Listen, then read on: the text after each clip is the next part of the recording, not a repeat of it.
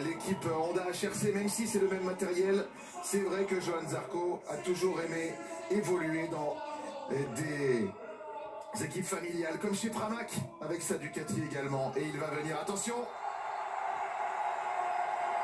le héros du jour.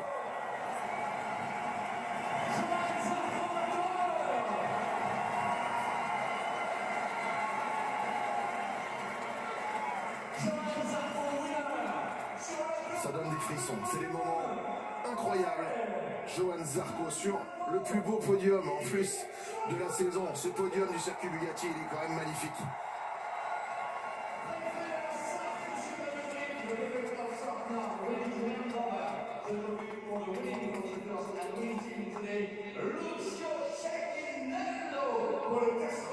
Allez, pour le team vainqueur, Lucio Cecchinello, fièrement, qui va lever ce trophée tant mérité, parce que il travaille très dur dans le team LCR pour faire évoluer cette machine, avec Johan comme chef de projet finalement de l'évolution du plus grand constructeur du monde.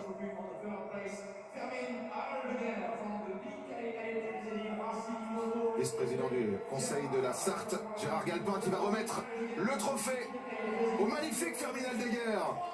20 ans, 6e Grand Prix dans la catégorie MotoGP, et déjà sur le podium le samedi et le dimanche, dans des conditions qu'il ne connaissait pas. Bravo à lui. Sébastien Poirier, le président de la Fédération française de motocyclisme, qui remet le trophée au grand Marc Marquez, qui fait l'opération comptable du week-end, puisqu'il prend de l'air sur son frère, qui est pour la première fois cette saison ne marque pas de points. Francesco Bagnaia ne marque pas de points, il termine aux portes des points à la 16e position, dernier pilote classé. Seuls 16 pilotes ont passé la ligne. Le président du groupe Michelin, qui va pouvoir remettre le trophée, Florent Ménégo, à Johan Zarco.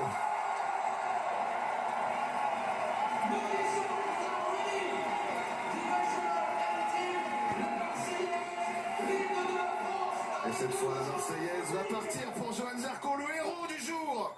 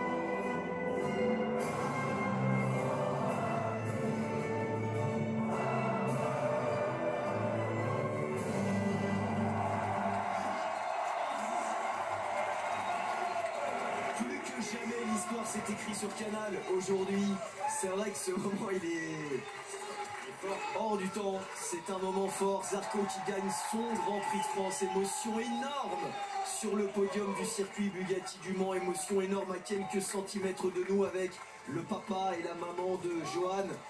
Rendez-vous compte quand même.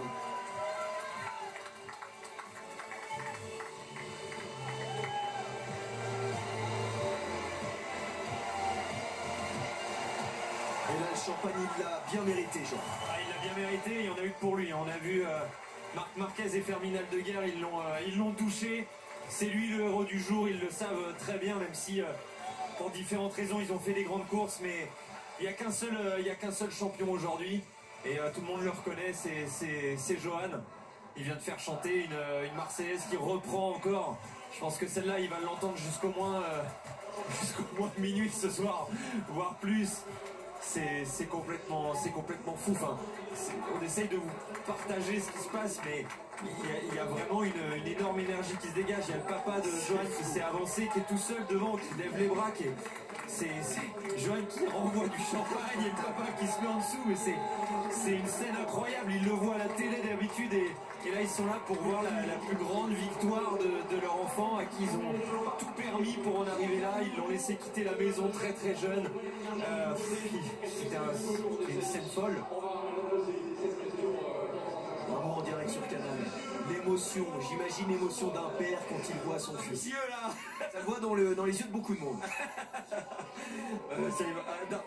C'est notre premier Grand Prix à ma femme et moi. Venez madame. Et voilà. Son entourage nous a dit il a besoin de vous. On ne voulait pas venir. Il a dit venez, venez. Et on est venu. Voilà. Et on a fait un cadeau extraordinaire. Vous revenez tous les week-ends? Voilà, je crois Et comme qu'on ça. va accompagner maintenant. Il a besoin de sa maman. Bravo, bravo et merci et profitez et savourez de ces moments uniques. ça, la France, c'est magnifique. Ah ouais, gagner ici, on m'a dit que c'était la dernière victoire, c'était en 54 d'un Grand Prix. C'est mon âge, 75 ans. Et il gagne. Merci la vie. Merci. La boucle est bouclée. Bravo, merci, savourez. Et on va tous savourer des grands moments. Là, je pense que là-dessus, on n'est pas loin de pouvoir se quitter. Hein. Ouais, je crois que...